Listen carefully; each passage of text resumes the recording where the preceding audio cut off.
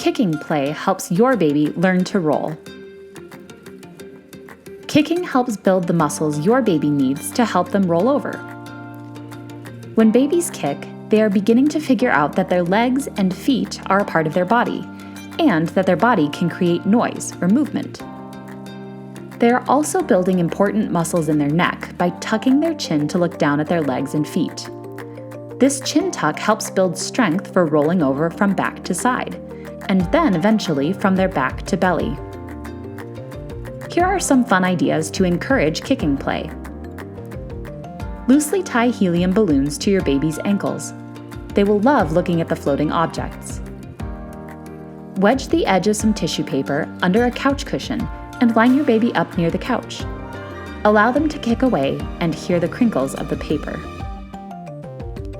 Use the rattle socks from the sensor play kit and show them how they can make sounds by shaking and playing with their own legs.